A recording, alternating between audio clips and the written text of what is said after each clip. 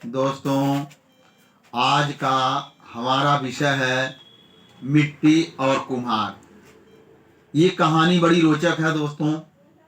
अगर आप इस कहानी को आप अमल कर लेते हैं, अपने घर में अपने बच्चों को ये कहानी सुना देते हैं, तो आपका तो भविष्य उज्जवल होगा ही, आने वाला कल नई पीढ़ी का भविष्य उज्जवल होगा। दोस्तों, मिट्टी जो होती है एक जैसा मिट्टी होती है। मिट्टी कोई अलग नहीं होता है, वह मिट्टी मिट्टी होता है। और सवाल ये रहा, उस मिट्टी का आकार देने वाला जो कुम्हार होता है वह उसके ऊपर निर्धारित करता है कि मिट्टी का क्या आकार देगा। जैसे कुम्हार जब मिट्टी लाता है तो ले आ करके उस मिट्टी को भिगाता है और उसके साथ तरह तरह का व्यवहार करके मिट्टी को अपने अनुसार तैयार करता है। जब मिट्टी को अपने अनुसार तैयार करता है, तैयार करने के बाद वह मिट्टी को आकार देना स्टार्ट करता है। जैसे मिट्टी का आप देखेंगे तरह तरह के बर्तन होते हैं। वह जो तरह तरह का बर्तन जो होता है वो कुम्हार के दिमाग में वो फिट रहता है, उसके अनुसार कुम्हार जो है उस बर्तन का आकार देता है।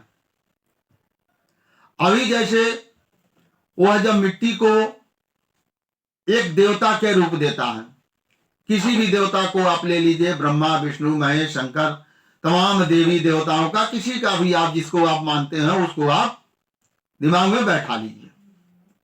वह कुम्हार उस मिट्टी का उस देवता का आकार देता है। जब देवता का आकार दे देता है तो उसे क्या होता है, वह मूर्ति पूजने योग्य हो जाती है।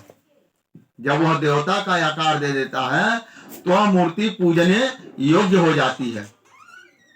उसी मिट्टी में से कुछ मिट्टी को वो क्या करता है, राक्षस का मूर्ति बनाता है, राक्षस का आविष्कार करता है। जब वह राक्षस का आविष्कार करता है, वो बनाता है कुम्हार, तो उसे लोग गालियां देते हैं। उस राक्षस को गिरी हुई निगाह से देखा जाता है। तमाम तरह तरह के लोग उसे कमेंट करते हैं और गालियां देते हैं और उसे हमेशा नीची दृष्टि देखा जाता है। मिट्टी वही है, मिट्टी वही है, ये केवल बनाने वाले का कमाल है। जिन्होंने उसी मिट्टी से एक देवता बनाया, उसी मिट्टी से उन्होंने एक राक्षस बनाया।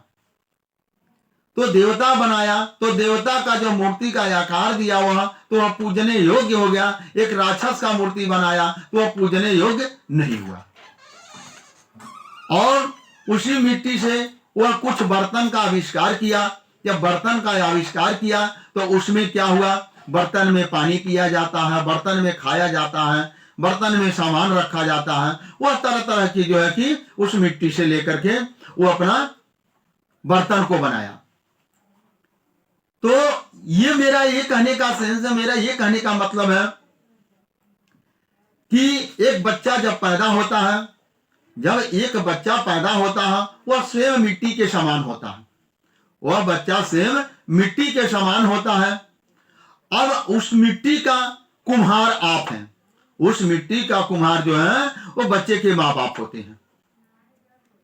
जब बच्चे के माँ बाप के ऊपर वो निर्धारित करता है कि हम अपने बेटे और बेटी को क्या बनाएं, हम अपने बेटे और बेटी को पूजने योग्य बनाएं या राक्षस योग्य बनाएं, या जैसे बर्तन में खाना बना करके और मिट्टी का बर्तन फेंक दिया जाता है इस योग्य बनाएं। ये हमारे और आपके ऊपर निर्धारित करता है कि हम अपने बेटी और बेटे को हम बनाएं क्या।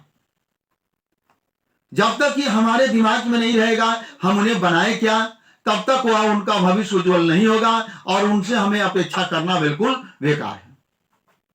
अभी दोस्तों ये आप देखेंगे बहुत सारे लोगों को बच्चे हैं, वो माँ बाप कड़ी मेहनत करके बच्चे को पालते हैं, कड़ी मेहनत करके बच्चे को पालते हैं।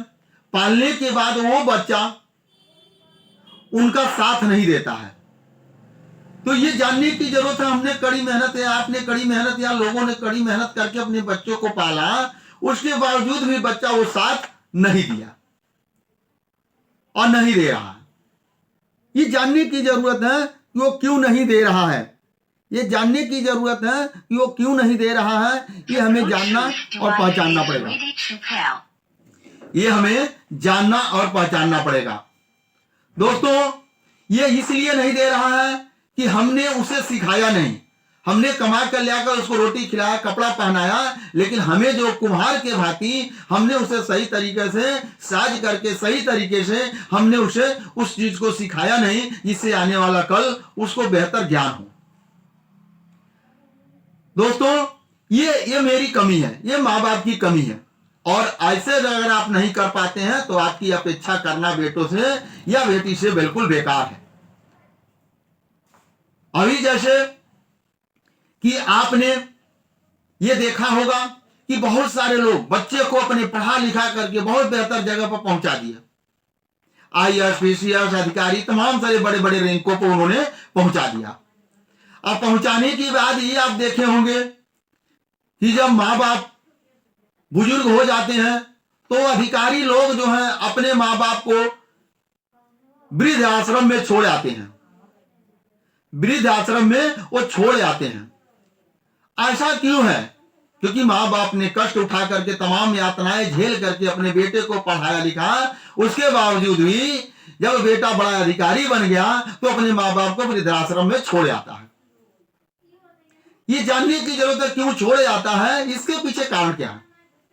दोस्तों, जो मेरी समझ है, जो मेरा अपना विचार है, ये मैं आपको बताना चाह रहा हूं। वो इसलिए छोड़ जाता है कि हमने अपने बच्चों को बचपन में इंसानियत का पाठ नहीं पढ़ाया।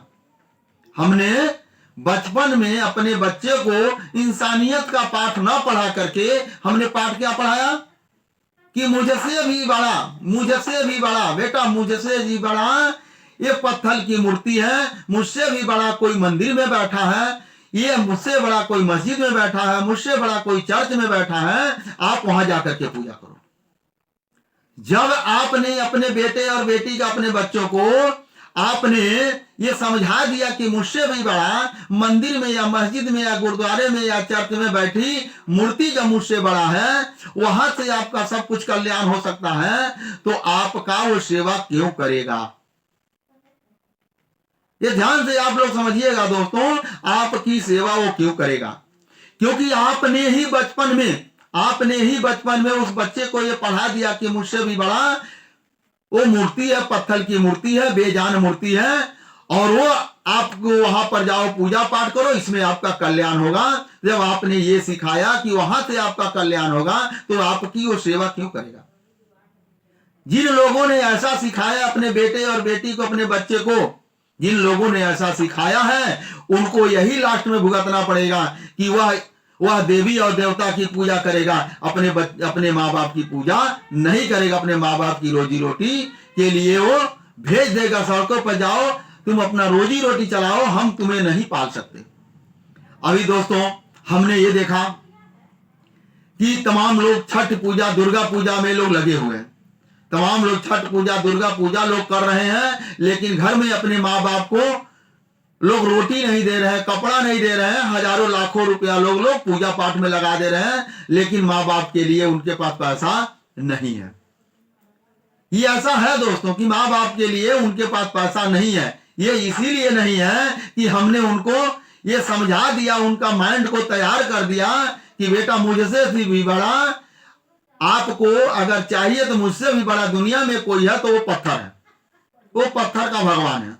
जब पत्थर का भगवान है, आप उनकी पूजा करो, आप उनकी पूजा करो। अभी देखेंगे दोस्तों, बहुत सारे हमने पिछले साल देखा, नए साल के उपलक्ष्य में पिछले साल हमने देखा वैष्णो देवी लोगों ने गया, वैष्णो देवी लोगों ने गया। और हमारे यहाँ गोरखपुर के एक थे, उनकी नई नई शादी हुई थी, डॉक्टर थे, उन्होंने अपनी बीवी को लेकर के वैष्णो देवी गया। और जब वैष्णो देवी गया, जो कहते हैं आदि शक्ति माता है, उनके अंदर इतनी शक्ति है कि कुछ भी कर सकती हैं। और वहां क्या हुआ, भगदड़ मचा और कई 100 लोग मर गए। ये पत्थर की मूर्ति का कमाल है कि वहां भगदड़ मचा और कई 100 लोग मर गए।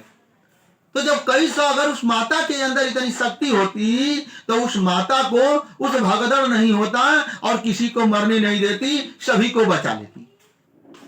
तो क्या हुआ दोस्तों, हमने पत्थर पूजना जो सिखाया, तो पत्थर हमने पूजना सिखाया तो मेरी सेवा नहीं होगी। जो भी लोग अपने बेटे और बेटी को पत्थर पूजना सिखाते हैं, देवी देवता पूजना सिखाते हैं, मूर्ति की पूजा सिखाते हैं, वह लोग अपने बेटी और बेटे से ये अपेक्षा छोड़ दें कि मेरा बुढ़ापा में सेवा होगा। ऐसा कभी हो नहीं सकता और यह संभव नहीं है।